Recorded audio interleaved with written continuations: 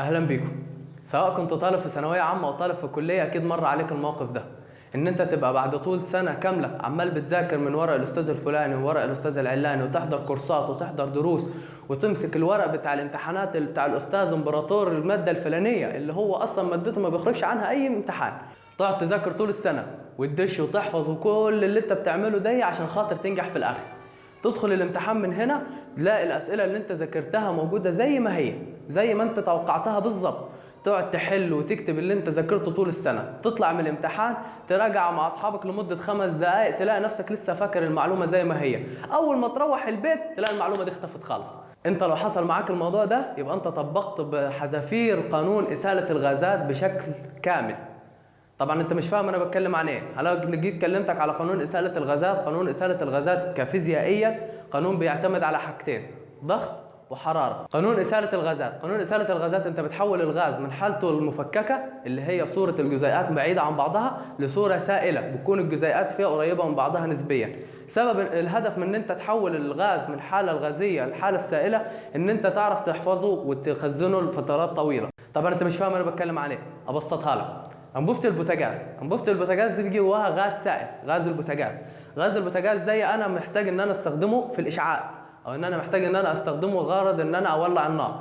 طب انا هدخل غاز البوتاجاز ازاي ده في الانبوبه؟ بعرض الغاز لضغط عالي مع درجه حراره منخفضه، فبحيث ان الضغط العالي يخلي الجزيئات تقرب من بعضها، ودرجه الحراره المنخفضه بتعمل عمليه تكثيف للغاز بحيث ان انت بتحوله لسائل، يعني بتخلي السائل ده درجه حرارته منخفضه عشان خاطر ما ينفجرش. ده بالنسبه للغاز. نرجع بقى لموضوعنا في التعليم. انت دلوقتي داخل الامتحان بتقعد تذاكر طول السنه، انت عايز تنجح، ضغطك ان انت عايز تنجح وان انت عايز تجيب مجموع بحيث ان انت تجيب تقدير كويس في الكليه، او ان انت تجيب مجموع كويس يدخلك كليه كويسه في الثانويه العامه. انت مش لاحق ان انت تذاكر الكم الكبير في وقت قصير.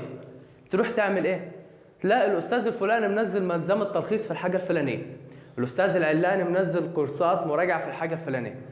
انت هتعمل ايه؟ هتاخد الحاجات دي تعتبر بالنسبه لك كشبه درجه الحراره المنخفضه اللي هي بنأثر بيها على الغاز. وانت الضغط بتاعك ان انت عايز تنجح في الثانويه العامه، تنجح انت في الكليه وتجيب تقدير وما تسقطش بمعنى صح. هتلاقي نفسك ان انت غصب عنك بسبب الضغط الغاء المعلومه بتتحول من الكلام اللي مكتوب في الورق ان هي بتدخل في دماغك، بس بشرط. المشكلة ان انت المعلومة في دماغك هتتحول بفترة مؤقتة بحيث ان انت وقت استخدامها بس، بعيدا عن استخدامها تاني المعلومة دي هتختفي، مش هتفضل موجودة معاك تاني، الا ممكن ان هي تفضل معاك بدرجة قليلة شوية. تلاقي نفسك المعلومة دي قعدت معاك لمدة شهر شهرين، تكون المعلومة قاعدة في الحيز اللي انت موجود فيه ان انت بتستخدمها على طول، فهي ما بتروحش منك. طبعا انت بالنسبة لك بعد كل الكلام اللي احنا اتكلمناه فيه ان انت شايف نفسك ان انت عملت الانجاز، ان انت نجحت.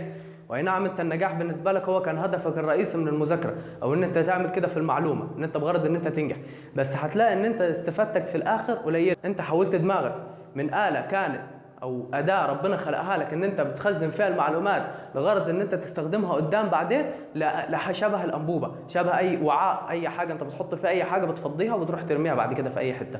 انت نجحت استفدت، بس انت خسرت كتير. خسرت ان انت المعلومه دي ممكن تكون كانت هتفيدك قدام، بس انت خسرتها دلوقتي. خسرت ان المعلومه بتاعتك تحولت من ان انت كنت هتستخدمها لقدام، ممكن انت تعوزها قدام في اي وقت، ان انت خلاص المعلومه دي اتبخرت من دماغك وهي كانت نقطه نهايتها اللي هي الامتحان بتاعك بس.